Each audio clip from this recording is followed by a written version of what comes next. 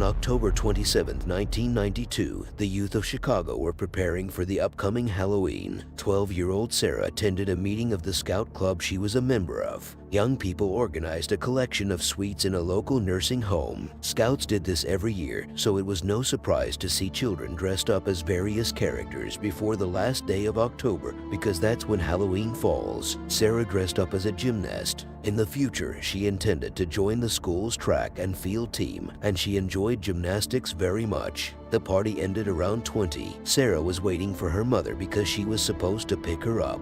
Unfortunately, the woman had to stay longer at work and forgot to go pick up her daughter. Sarah had to walk about 500 miles on foot. She decided to take a walk, and in a few minutes she would be home. It was already dark outside the window, but it was only 8 p.m., so nothing bad could happen. The girl said goodbye to her friends and walked down the street towards the house. The clock showed 8:30 p.m. and the 12-year-old was still not home. The father, who was waiting for her, thought that the party must have been extended and the daughter would be back soon. But when at 9:30 p.m. she still wasn't home, he decided to call her friends. From them he learned that the meeting ended at 8 p.m. on time and Sarah was one of the first to go home. At 10 p.m., the girl's mother called the police, informing them that the child was missing. The officers showed up at their house moments later. They accepted the application, wrote down the exact description of the missing 12-year-old girl, and secured the current photo. And while they were doing these activities, the police were called by a man who reported that when he was returning home a few minutes after 8 p.m., he noticed that a tall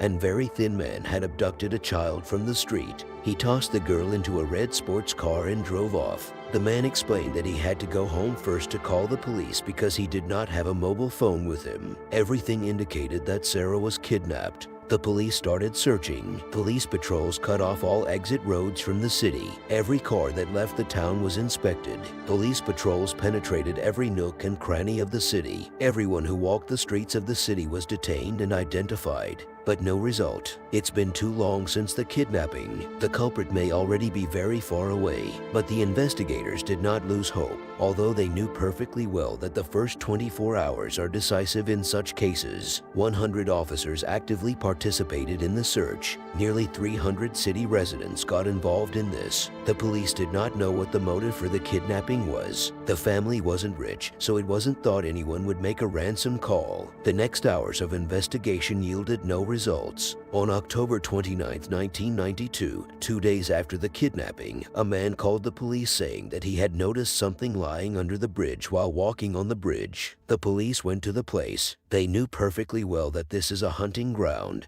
but also young people meet there who can make noise. Investigators descended several meters down, revealing the gymnast's costume. They secured it and sent it to the laboratory for detailed research. It was determined that there was a trace of semen on the costume. From then on, the police had a trace of the perpetrator's DNA. It was a clue that gave hope that the perpetrator would end up behind bars. For this purpose, the police performed over 100 analyses. Blood was collected from the closest family members, from the parents of the children who participated in the fundraiser, as well as from the neighbors living on the route the girl had to travel. Unfortunately, these steps did not bring results. The perpetrator remained at large. Investigators secured the garment abandoned under the bridge and thoroughly checked the area. They did not reveal any additional traces, but the next day, October 30th, another witness called the police. This time, Bill Black informed the investigators that under the bridge, in exactly the same place where the outfit had been lying the day before, there was now the corpse of a young girl. Law enforcement confirmed this information. The body of the missing Sarah has been revealed under the bridge. According to the coroner's report, the perpetrator threw the girl, which caused her death. Coroner also confirmed that the 12-year-old was abused. The investigators realized that they were dealing with a confident person, with someone who wasn't afraid to go back to the place where the activities ended a few hours earlier and commit a murder there. During the inspection, the police seized 2 shoes belonging to Sarah on the bridge. They lay neatly arranged, each in a different direction. The news spread around the city, and the police ordered all planned events to be canceled. There was a fear psychosis among the inhabitants. Everyone was afraid to let their child out of the house after dark. The perpetrator was still at large, and the police had no leads. This state of affairs did not change for the next 5 years, although there were new arrangements along the way. Like after a year, when investigators decided to look at the man who found the body, the police concluded that Bill had a red sports car registered in his name. A DNA sample was taken from him, but it didn't match that of the girl secured on her clothes. Another suspect in the case was Ted Walker. He worked at a local pizzeria and was known to pick on children. Usually when the kids came over for pizza, Ted would go out and hug them in a way that the parents didn't like. He also had a red sports car, but as in the previous case, DNA tests did not confirm the investigators' suspicions. The third man they decided to look at was Michael White. The day after the discovery of the body, the man left the city and disappeared. The police launched a search, and the prosecutor authorized a search of his home. There, the police revealed a hiding place under the floor. Its size suggested that a 12-year-old girl could fit in it. In addition, the man lived on the road that Sarah took back home. Perhaps he lured her under the pretext of giving her candy and abducted her. A few days later, he was arrested. DNA showed no match, and the purpose of the cash remained a mystery. On July 30th, 1995, there was an attempt to kidnap another child, and 7-year-old girl was walking home alone. It was already dark outside. 2 men tried to drag her into the car. However, the girl defended herself so effectively that she managed to escape. Her screams were heard by passers-by who recognized the car and the perpetrators. They were brothers Jim and Tim Fox, both well known to the police, with previous convictions for sexual assault and attempted kidnapping. Also, the kidnapping attempt happened on the exact same street where Sarah disappeared. Investigators tried to tie them to Sarah's murder, but the cop assigned to the case determined that both had ironclad alibis. At the time Sarah was kidnapped, they were serving time in prison. Another 2 years passed. On October 29, 1997, the people of Chicago were getting ready for Halloween. Then, in broad daylight, 5-year-old Kate Freeman disappeared from her own backyard. A child was playing in the garden and someone kidnapped her. Unfortunately for her, her parents initially searched for her on their own. It wasn't until 4 hours later that they notified the police. While the police were on the scene, something strange happened. 17-year-old Nick Bird approached the distraught mother and said that he would do anything to find little Kate. His behavior was so unusual that investigators decided to talk to him. One of them asked why he wanted to help the family, to which Bird replied that the girl was injured and needed help.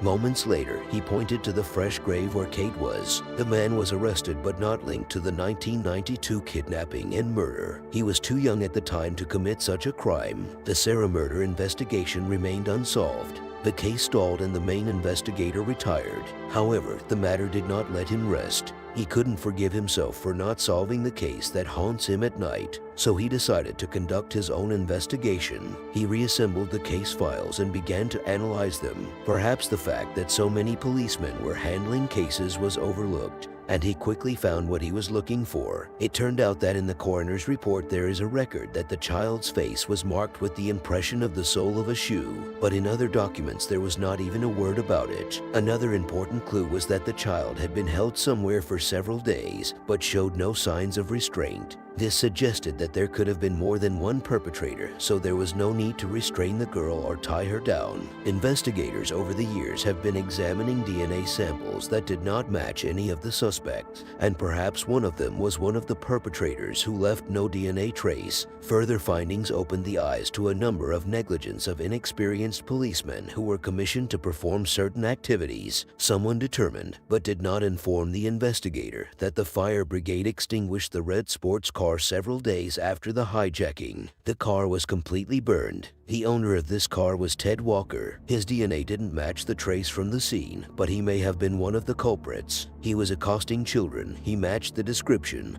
and he had a car that the witness saw. The detective decided to talk to him. During the conversation, Walker said that he learned about the missing child from the Fox brothers. It was a surprising explanation because they were both in prison at the time. And here was another omission, as both brothers had been released on bail a few days before the murder. It was already February 2002. It's been 10 years since the murder. Both brothers were serving sentences for attempted kidnapping and rape. Investigators took a DNA swab from them. Jim's genetic makeup matched that of Sarah's costume. He was the perpetrator, or in fact one of the perpetrators of this brutal crime. Ted Walker, for promises of a lesser sentence, decided to confess the truth. On October 27, 1992, he went to the city in the company of the Fox brothers. Then they noticed a girl walking alone. Jim told the car to stop and went over to ask her if she had candy. The girl quickened her pace, but then he grabbed her and dragged her to the car. They drove off to the brothers' house, where only the brothers used her, according to Ted. They then ditched her clothes because they thought it would be fun for Halloween.